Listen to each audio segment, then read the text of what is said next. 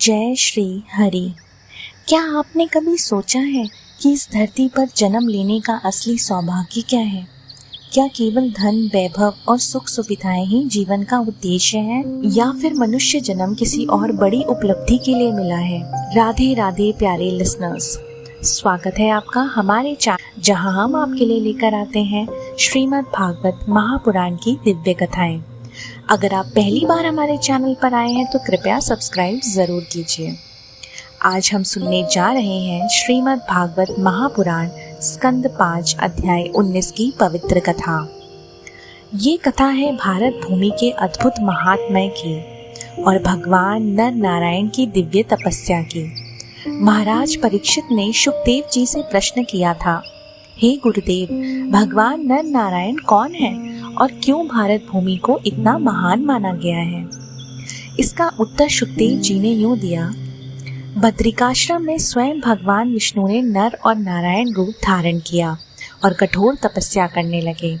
उनका तप इतना महान था कि देवता, ऋषि और समस्त लोग उन्हें प्रणाम करने लगे।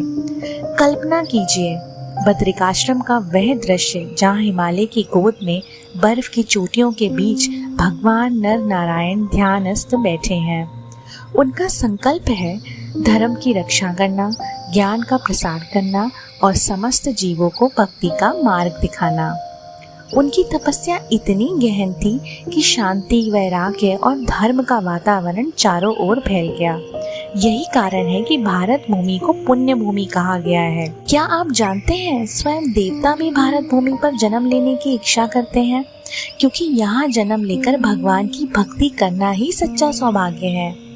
मित्रों, अगर आपको ये कथा सुनकर आनंद आ रहा हो तो वीडियो को लाइक जरूर करें और कमेंट में जय श्री हरि लिखें। आगे देवता कहते हैं, जिन मनुष्यों को भारतवर्ष में जन्म मिला उन्होंने अवश्य ही बड़े पुण्य किए होंगे, क्योंकि यहाँ जन्म लेने वाले को भगवान की सेवा का सीधा अवसर प्राप्त होता है।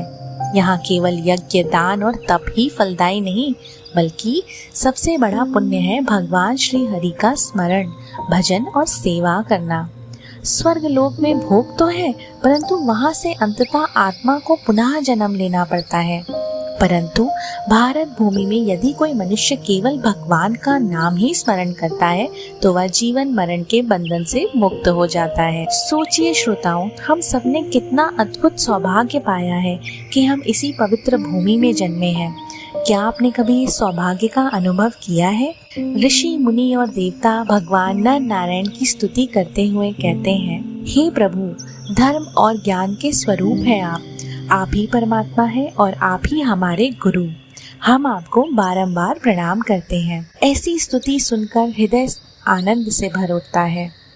अगर आप भी भगवान नर नारायण के चरणों में अपनी श्रद्धा अर्पित करना चाहते हैं तो कमेंट में ओम नमो भगवते वासुदेवाय अवश्य लिखें। शुकदेव जी आगे कहते हैं, राजन, जो मनुष्य भारत भूमि में रहते हुए केवल अपने स्वार्थों के लिए जीते हैं वे वास्तव में जीवन का अमूल्य अवसर खो देते हैं, क्योंकि यहाँ तो हर क्षण भगवान की भक्ति का मार्ग खुला है। वेद, उपनिषद और सभी धर्म ग्रंथ यही बताते हैं कि भक्ति से बढ़कर कोई साधन नहीं है।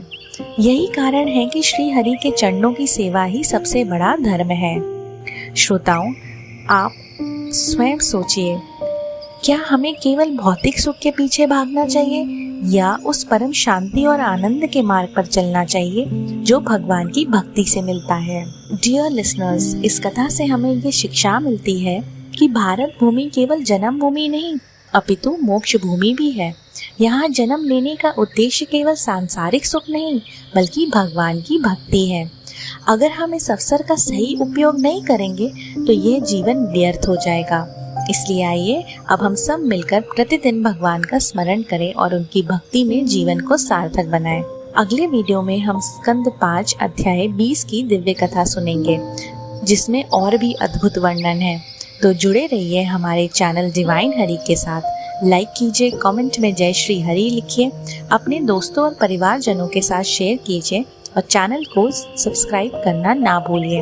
बेल आइकन जरूर दबाइए ताकि हर कथा सबसे पहले आप तक पहुंचे। अंत में हम सब मिलकर बोलेंगे ओम नमो भगवते वासुदेवाय।